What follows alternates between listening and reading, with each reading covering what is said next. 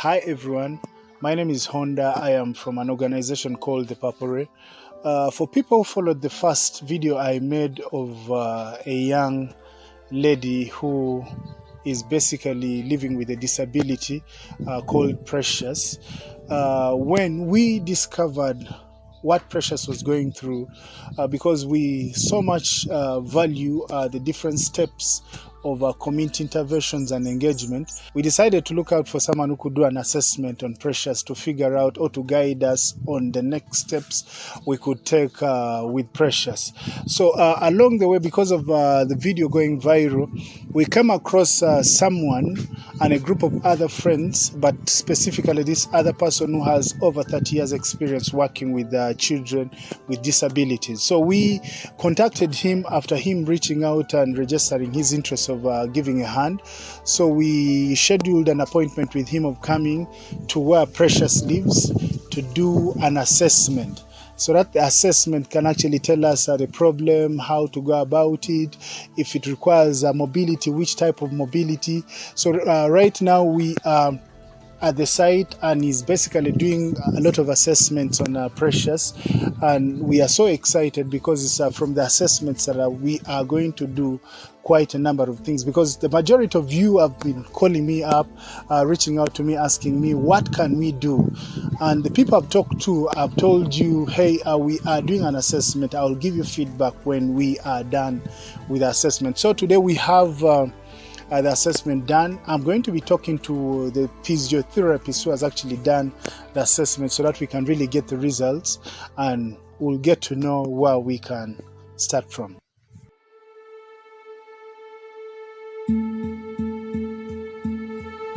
Okay, thank you so much. Like I told you, we are doing an assessment that is done by a physiotherapist.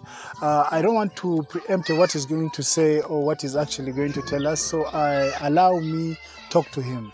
Hello, how are you, Sebo? I'm fine. Well done. Could you please introduce yourself?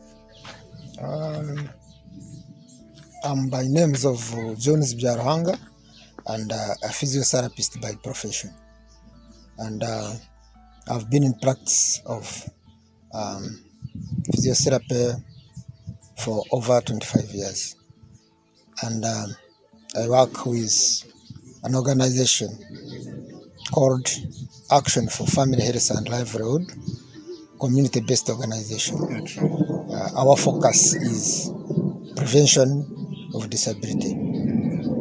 We do rehabilitation of children with disabilities and to prevent secondary disabilities. And our focus is actually prevention of disability before children are born through improvement in nutrition. Thank you so much. How did the assessment go? I actually did cellular assessment with assistance of Sonia as a social worker, and Sonia as a social worker first intervened with our friend Precious by asking her way of life, the way she lives in the family, her expectations, and to know how she feels and what she expects and what she likes to have as far as her health is concerned. As a physiotherapist, I did assessment and I've come up with an answer to do something for her despite the status.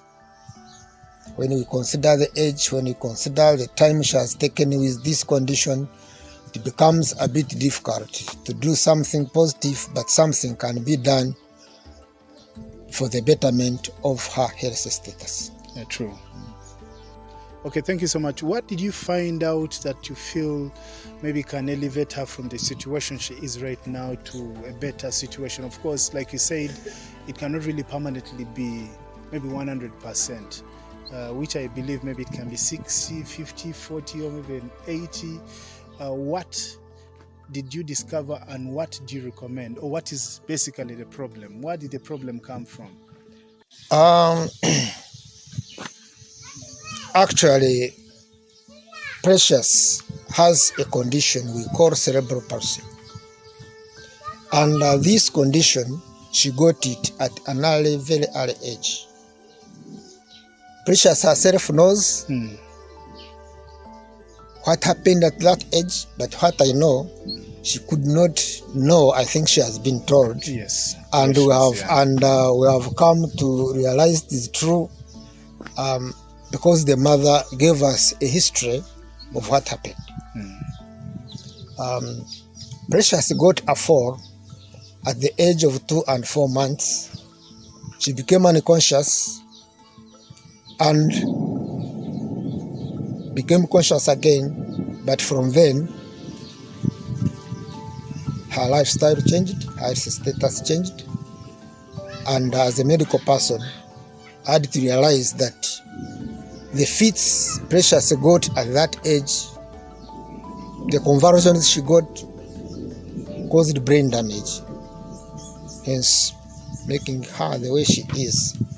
So she has acquired cerebral palsy, and of course this condition affects the fitness of the person. That's why her upper limbs don't function well, and her lower limbs are more paralyzed. So lower limbs are more paralyzed than the upper limbs. But what I have observed about Precious, and which is good, although she has paralysis of the body, her brain works. Not 100%, but she does not have a lot of mental retardation. She can understand, she can reason, and which is very good, because to improve the health status of Precious will be not as difficult as when she had a mental retardation. I agree. Okay, thank you so much, Doctor. If you talk about the brain working, I've had interactions with her and I can attest for the brain working. Of course, it cannot really be 100%, but a bigger percentage because of how she reasons and how she does things. So a lot of people have asked me questions like, what can we do? Of course, I did not have an answer because I am a community worker. I know the different stages of interventions. Like, for example, you cannot do an intervention minus finding out or figuring out the problem or doing an assessment. So we are glad you've done the assessment. Where do we move from here? What are the next steps? What should be done that can maybe elevate her life or maybe change her life to a different life? I've interacted with Precious, a friend, and I've interacted with the mother and explained to them. And what I want to tell you, she needs a lot of interventions from different medical practitioners. At the moment, as a physiotherapist, she needs stretching exercises because of the length of time, because of age, she has developed severe contractures. And she needs physiotherapy by stretching exercises, but this will not solve the problem to a higher degree. As well as she needs physiotherapy, which we have started even now. Yeah, I saw. But really, she has severe contractures, so she needs physiotherapy. At the same time, she needs surgery, and not from any surgeon. Specifically, she needs to be examined by an orthopedic surgeon, and preferably in a hospital with rehabilitation services. Because she will need rehabilitation before surgery and after surgery. And of course, this has to be done for quite a long time. Not so long, but needs to be have intensive rehabilitation in a rehabilitation unit, not at home. Although she needs physiotherapy at home before hospitalization, then after the hospital, she also needs rehabilitation, which can be done at home. So she needs admission in a hospital with an orthopedic surgeon who can release the contractures. Because at the moment she cannot sit, she cannot stand. And my plan would be to make her sit, to make her stand, Yeah, true. and probably make her walk. Although I'm not very sure whether this will be achieved. But what I am sure of is that she will be able to sit. And this will be very important to her, because if she is able to sit, she can benefit from a mobility appliance like a wheelchair. Since the hands can do some things, she can use her hands to do work like knitting. She can peel, she can feed, she can even communicate with others easily than being laying on the mat. So really to the point of what can be done. That is the question everyone has been asking. What should be done? She needs facilitation to go to a hospital for to have surgery to release the contractures, so that she will be able to be rehabilitated, to be able to sit and have some functioning of the both, especially the lower limbs. You talked about a specialized hospital. Could you be having examples of maybe the hospitals you can recommend for such kind of exercise? Yeah, as well as we have in Uganda, we have different hospitals with orthopedic surgeons and rehabilitation units. Take an example of Mbara Referral Hospital. Take an example of Chizo Hospital. But for her case, she needs a specialized hospital like Kosu Hospital.